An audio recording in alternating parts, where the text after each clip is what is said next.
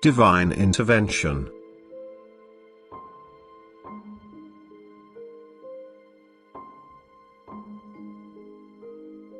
The Lord Himself will intervene in the chaos of devastation, which is becoming worse and worse due to human will, when the day has come. And this intervention will bring it about that end of the wrestling of nations, against the will of the people, to whom this end seems to be little successful.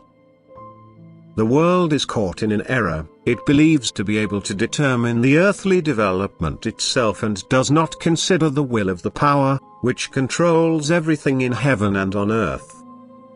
It does not consider that this power expresses itself in due time. That is, that it opposes people's will if it completely acts against divine will. As soon as the most powerful will is no longer recognized and heeded, he expresses himself, and in a way that is felt, which affects humans sensitively, that is their earthly life into other courses steers and any earthly plans and hopes destroys.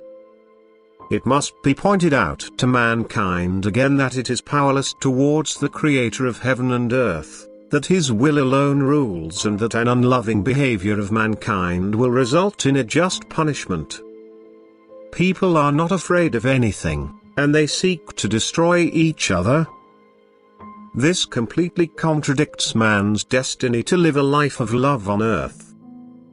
The divine justice intervenes now in the human will, by striking mankind with the same, what there will let become an act.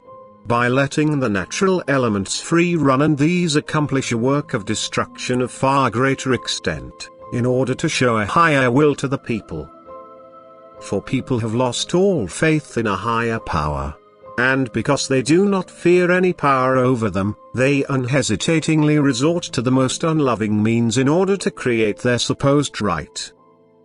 They misuse their free will, which was given to them to work for love, to redeem themselves from the bonds of the one who is without of all love.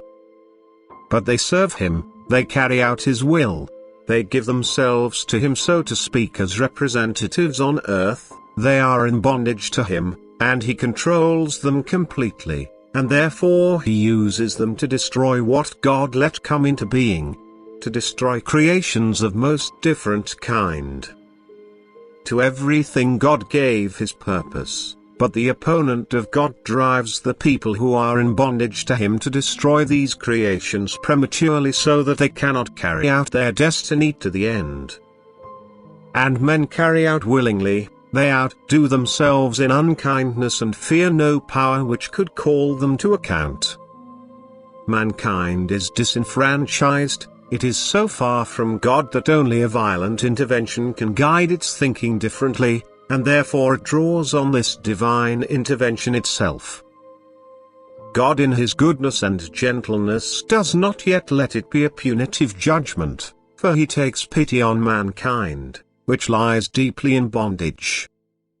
He does not want to destroy, but to His wisdom chooses the only means that is very painful but can still bring success. He shows Himself in His power and strength, He speaks with a brazen voice, He expresses Himself so powerfully that man is forced to think, but God does not force the will of man, and that is why only a small part will recognize Him in this natural event, because He wants to recognize Him. But the opponent of God takes possession of the others, they serve Him and are lost for eternal times. Amen.